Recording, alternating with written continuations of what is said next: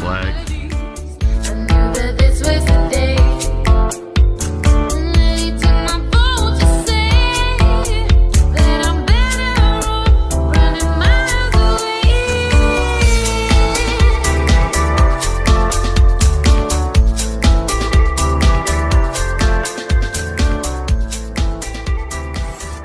Thank you for your service, sir. Good morning, everybody. How you doing today? Oh, let's put my coffee down here while I close the door. Oh, yeah, it's a crappy morning here this morning.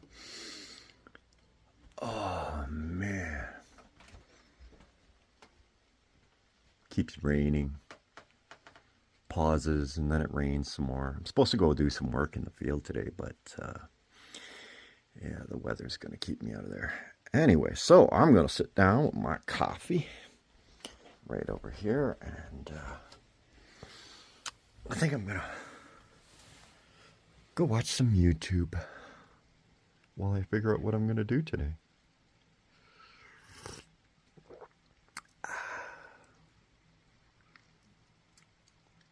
So we'll talk to you later. Mr. Johns, unfortunately, I don't have unanimous consent of the committee in order to provide you with that speaking time, and I don't have any members who are themselves coming forward to provide you with their time. So unfortunately, you will not have an opportunity to ask questions today, sir. NDP member Gord Johns, representing the federal riding of Courtney Albini on the island of Vancouver, goes before the Transportation Committee and practically begs for an opportunity to speak. No one in the room gave him that chance. Welcome back to the Canadian Shield. My name is Sterling. Well, thank you for giving me the opportunity, but I do believe this is an affront to democracy, and it hurts Vancouver Islanders, who would expect that we'd be given a chance of 2.5 minutes to ask each of the panelists and bring some very important insight. As the only MP that's taken this crusade over the last month of meeting with the stakeholders, I think I'd have a lot to offer, so I hope members will cede some of their time in consideration of the people of my riding and the benefit this would bring to the Transport Committee. Well, isn't that the typical response from the far left? He spent the whole time asking for 2.5 minutes by running around talking about how he spoke with this person and that person and the other person, trying to, appeal to a higher authority.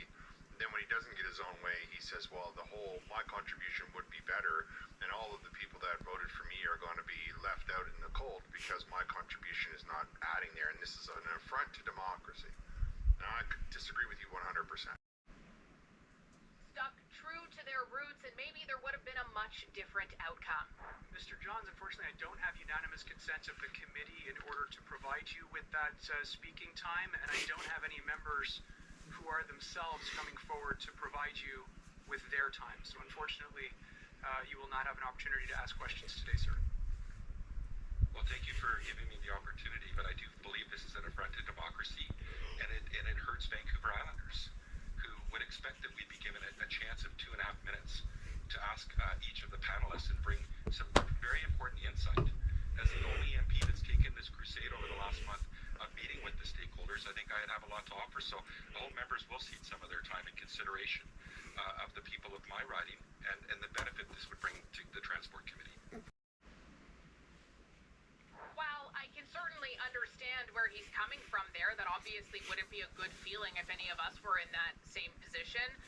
But that's why you don't keep your head in the sand. That's why you speak out, and you risk it all. Sometimes that's really important to do, to risk everything that you are so scared of happening just to do the right thing. And the NDP Party of Canada did not do that at all over the last couple of years, and that's why they have the consequences that they do today. Because Canadians voted and decided that they actually were pretty done with them, and they didn't want to continue to hear them anymore, and that is the result of leading your party so very astray in order to protect the Liberals. And to end...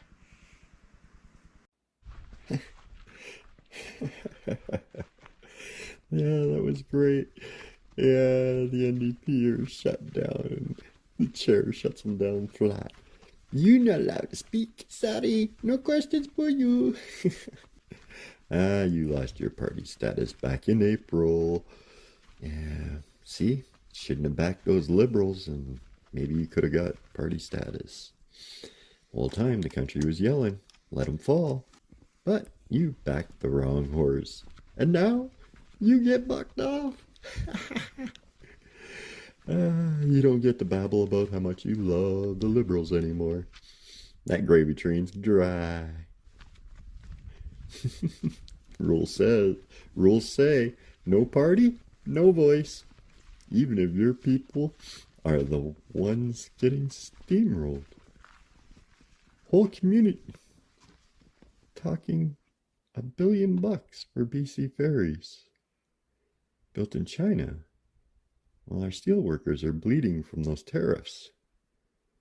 The one guy sitting, speaking for the folks who ride on them, told to shut up because he don't wear the right colors anymore. Huh. Wait a minute. Hold on. Wait a minute. We send them to Ottawa to speak for us. But once they're in, it's about teams. No jersey, no voice. Doesn't matter who you represent. That's the same game I see in the woke culture. Your say don't mean squat unless you're in the right group. Doesn't matter what you're saying, just matters who you are.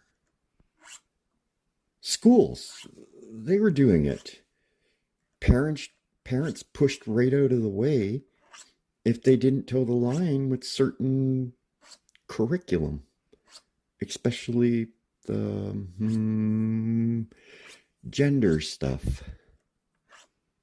Not because they were wrong, just because they didn't suit the narrative.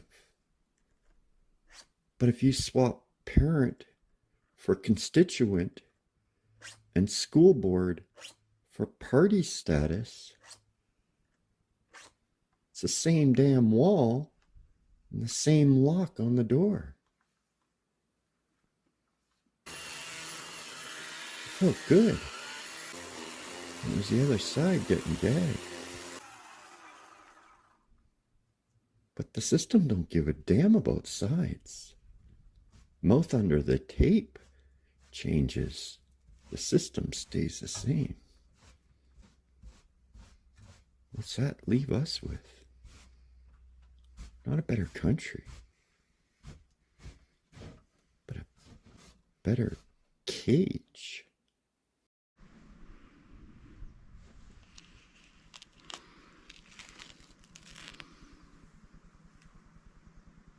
We keep cheering when it's other people being silenced.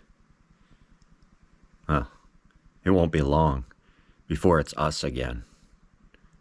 We're just rotating it back and forth. Because this isn't the people's court. This is the king's court. And he don't care what side you're on, as long as he gets his own way. So maybe we should stop playing his game and take back the people's court. Welcome to the fringe. Now it's their turn. Listen, I may not agree with the guy, with his politics, but he was elected by folks in that region, and they are directly affected. We got to stop shutting each other out, you know? Oh, well, you know, you don't agree and whatever, all this nonsense. It's really not helpful anymore. And the government is always telling us who's allowed to speak and who isn't allowed to speak. And you know, oh, we're consulting, but we're only consulting the ones we choose to consult, and it's just, we need to stop that. There is no more groups. We need to be Canada, and that's it. And that's kind of what my point is. Anyway, I wanted to throw this on at the end.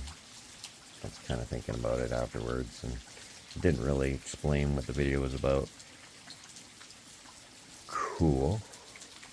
I'm sorry, I'm wanted to put something in the stream, but missed the lightning for you.